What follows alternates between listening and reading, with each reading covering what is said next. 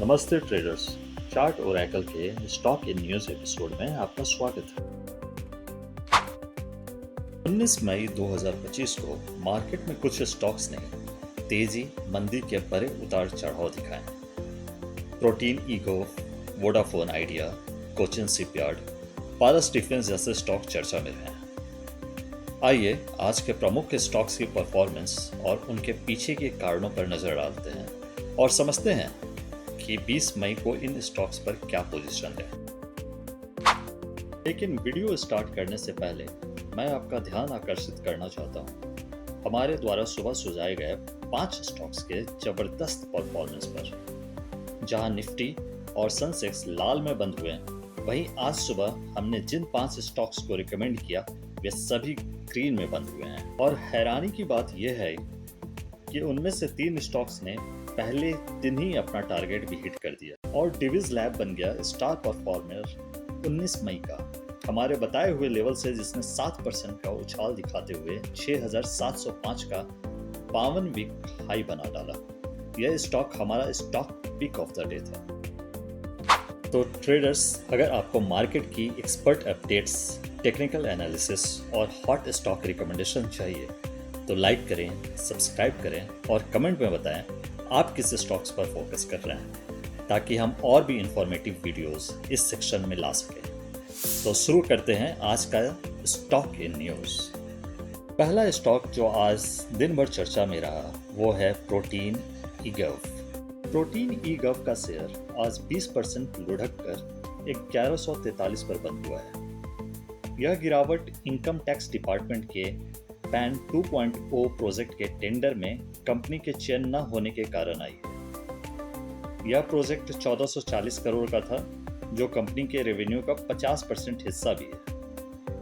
Technically stock सभी प्रमुख moving average से नीचे है और RSI 33 पर ओवरसोल्ड जोन के करीब है। इस स्टॉक पर हमारी राय शॉर्ट टर्म के लिए नेगेटिव है और जब तक ये मूविंग एवरेज के ऊपर पार नहीं होता है तब तक हम इसके ऊपर कोई भी पोजीशन ना लेने की सलाह देंगे।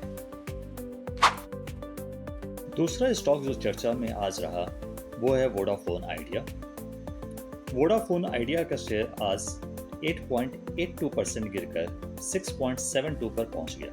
हालांकि सुप्रीम कोर्ट ने AGR केस में राहत दी है, लेकिन कंपनी का debt to equity ratio 23 times होने से निवेशक डरे हुए हैं।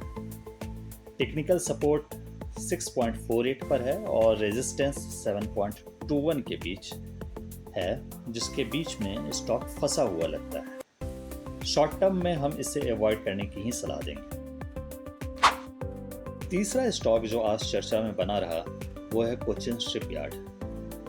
पिछले कई दिनों से इसमें लगातार रैली नजर आ रही थी, लेकिन आज ये 2.62% गिरकर 1982 पर बंद हुआ है।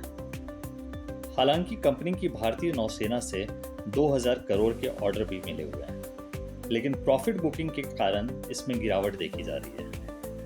टेक्निकली स्टॉक ने 1955 का सपोर्ट टेस्ट किया और अगले सत्र में 2195 की टारगेट की भी संभावना यहां नजर आ रही है।